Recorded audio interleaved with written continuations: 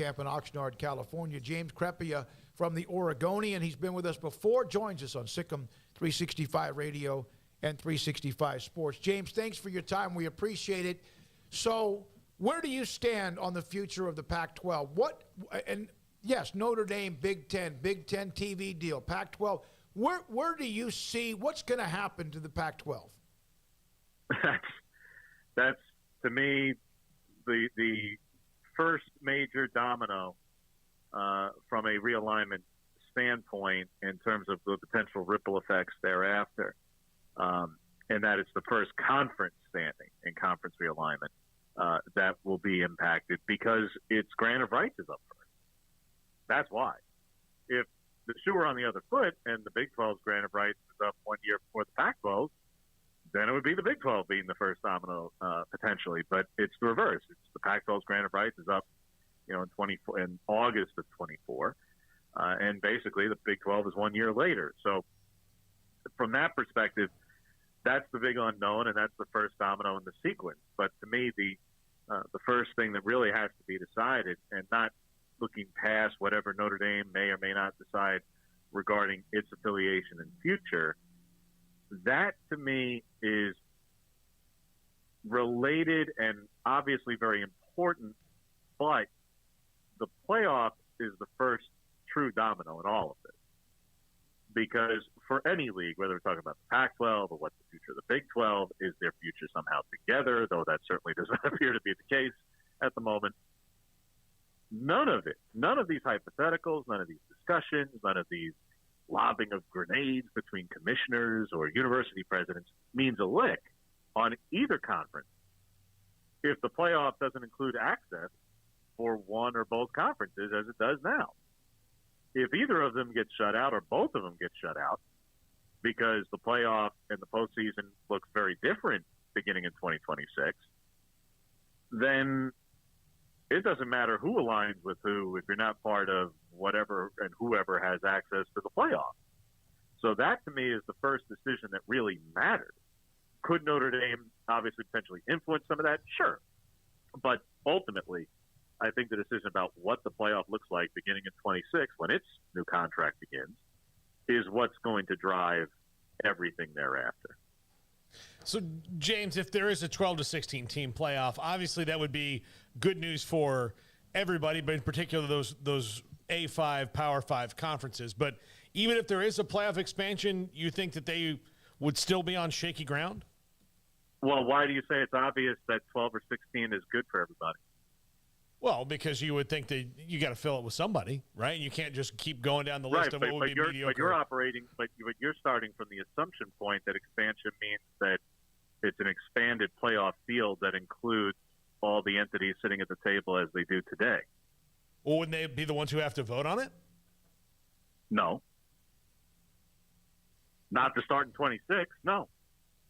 To start early, when we were addressing the 12-team proposal last year, which was to start in 2024, 2 years early, yes, it required unanimous approval from all 11 conferences and Notre Dame sitting at the table. That got voted down. So now we're up to the conversation of what starts in 26 with a new contract, whether it's expanded or not. Is it 8? Is it 12? Is it 16? Are there auto bids? Are there not?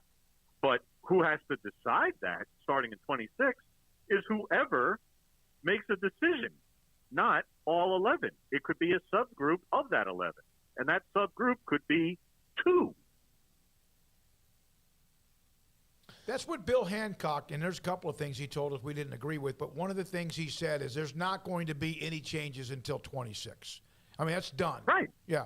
Right. Yeah. At this point, and I know that's not satisfying for a lot of people, but fact is, guys, there's national championships and bowl allotments and all these things are tied in, and you don't just create a new postseason. And I don't want to hear about, oh, well, in 20 they figured it out. Yeah, in 20 everything in the system got figured out. But you're talking about a situation where you've got committees for the national championship and cities who have bid on this process to have a standalone championship game, and allotments for and I realize the year 25 seems far off, but like nobody's going to make any adjustments obviously for this season. 23 is gone. So no, the whole conversation was about doing it for 24 or 25. And by voting it down, this past June, ultimately, for the proposal that came forth a year ago, yeah, we're looking at 26. In which case, again, don't start with the assumption then that who decides what the playoff looks like in 26 and how many teams and what the structure is does not have to be all 11 conferences in Notre Dame making that decision at all. It doesn't require unanimous approval at all. The only thing that required all 11 and unanimous was to do it before 26. Starting in 26, as few as one, theoretically, could make a decision, which is why, it's a little bit of saber rattling, but why you heard Greg Sankey talk about that 2 months ago is, well, we literally have nothing beginning in 26. So, the SEC has a SEC-only playoff, format lying around in a, filing cabinet somewhere.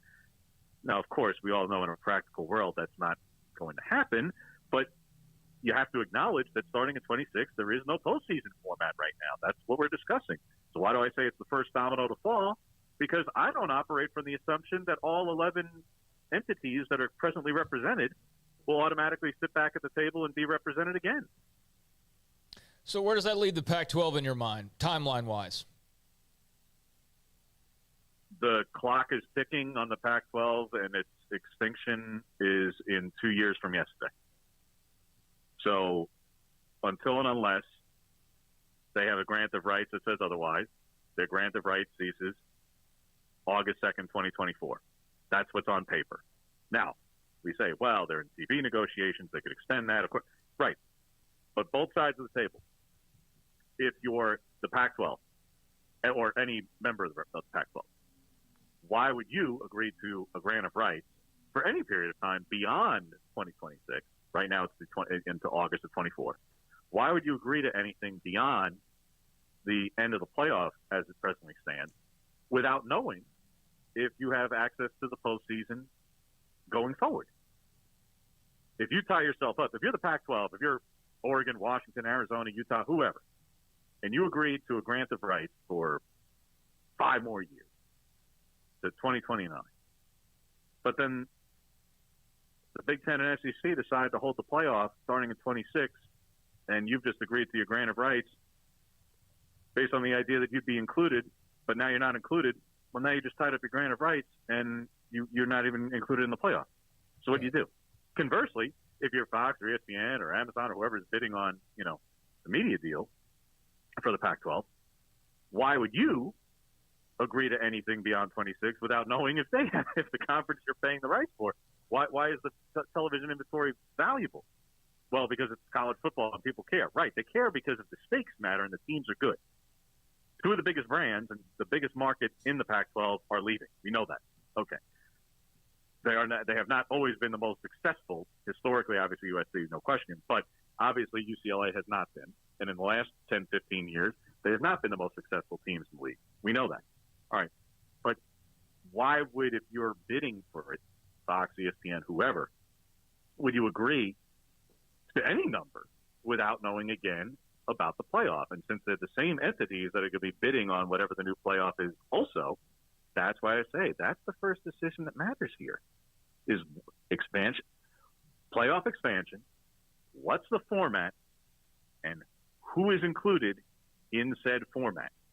And I personally, maybe it's just me being jaded, cynical, Machiavellian, but I don't believe until it happens that we should just assume that the Power Five as we know it and the Group of Five and Notre Dame, those 11 entities will just sit back at the table and manage to decide and come to a decision, even if it's just majority decision or supermajority, as to what that looks like beginning in 26.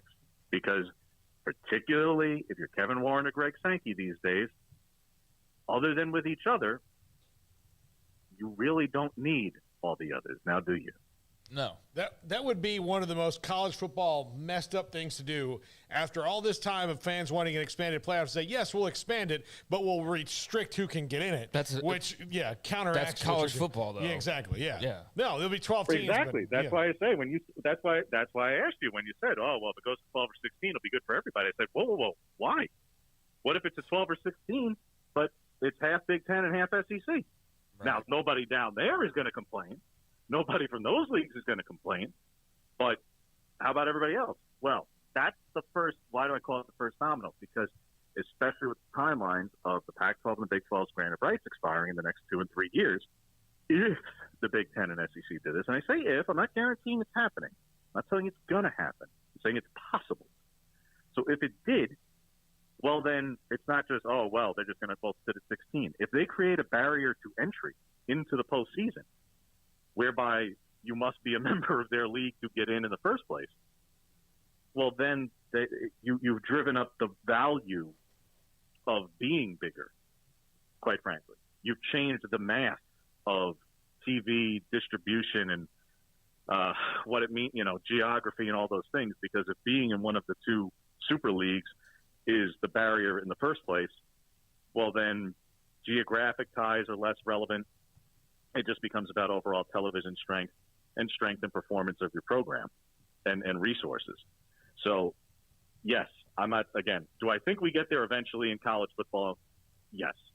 Do I know if that's going to happen in the next 2 to 4 years or 14 years? No.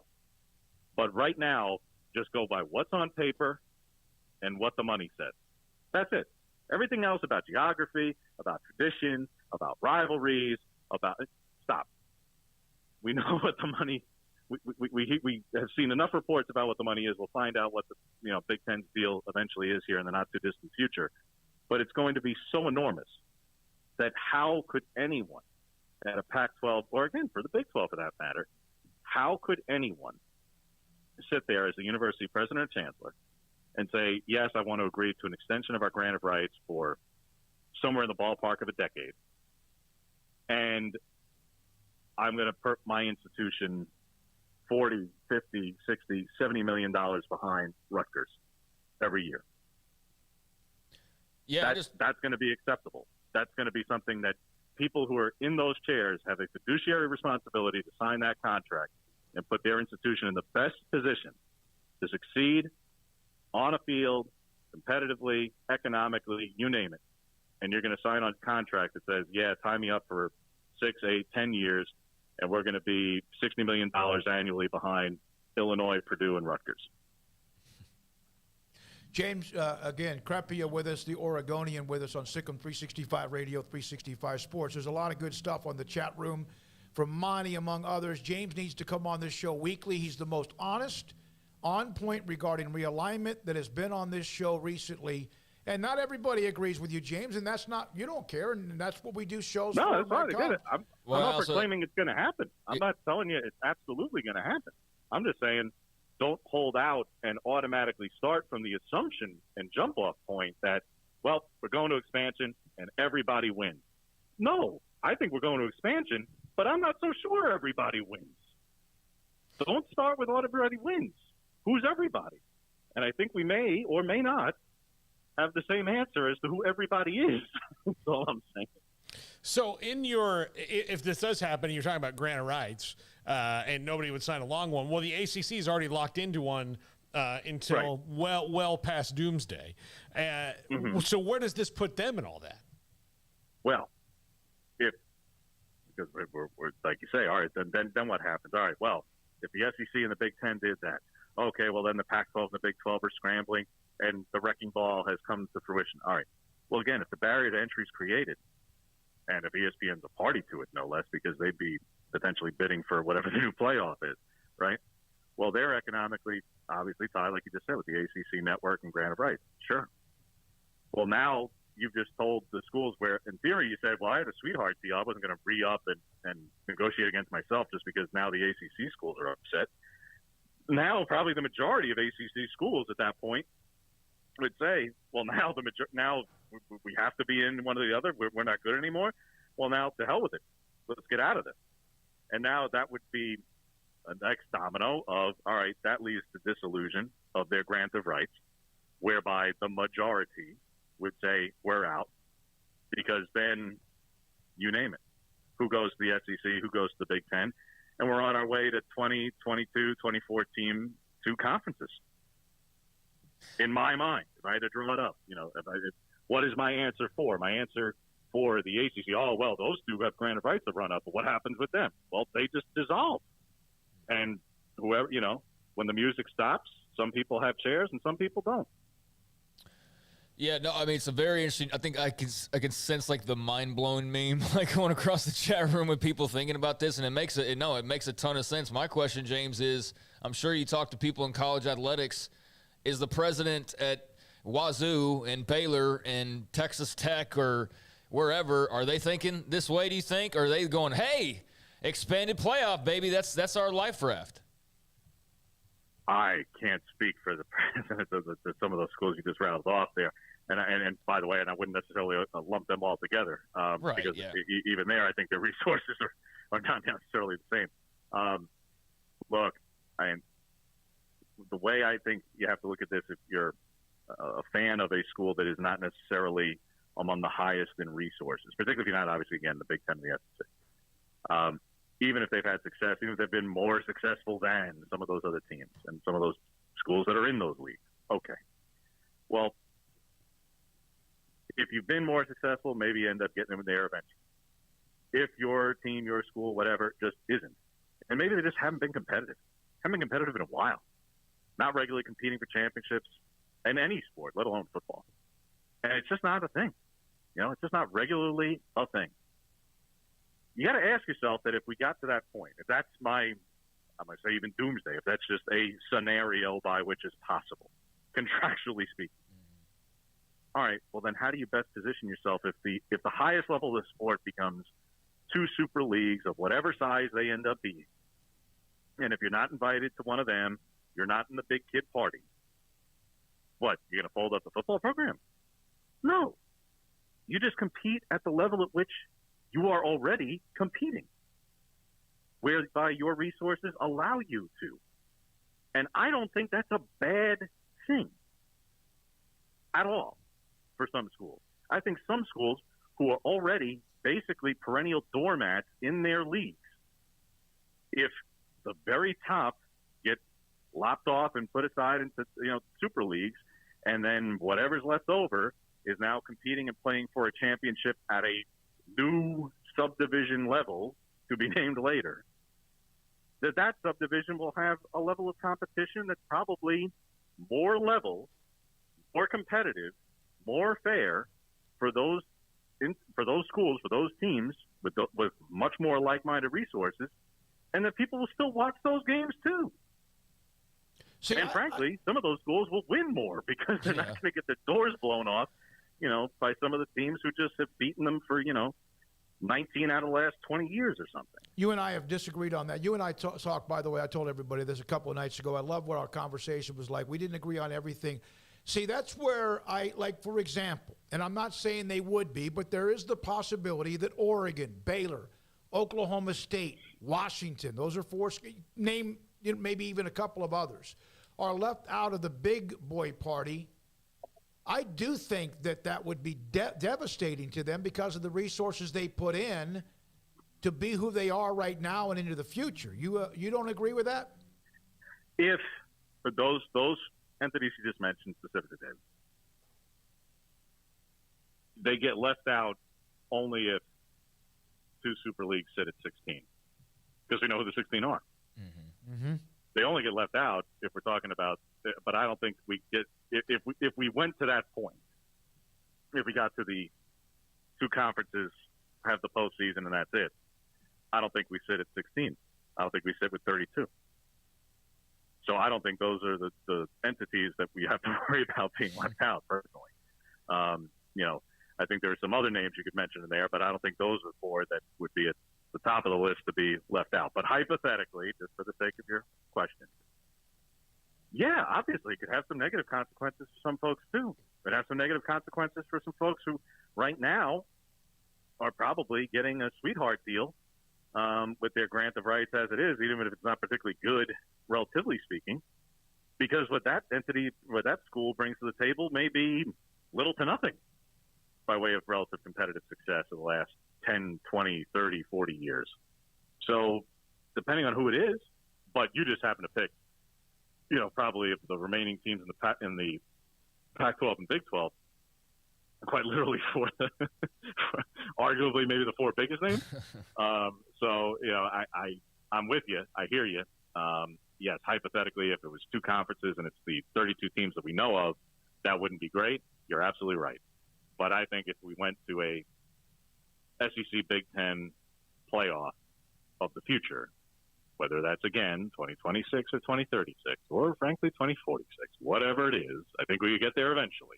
And I don't think I'm the only one, guys, because, again, everybody pulled up the old quote from the LSU president from 10-plus years ago, whether it was 09 or 11, saying, I think we're headed for 2 conferences, Fox and ESPN. So it's not like I'm talking way out of school and I'm going way out on a limb here. It's like, I think people have kind of seen where the money is going with all this, and it's getting to be so enormous. All right, well, if we get there, then, like I say, then I don't think we're talking about 2 conferences with 16 teams apiece is all. But if it did, then, yeah, then there'd be a whole lot of people left out. That's where I think you'd have greater pushback.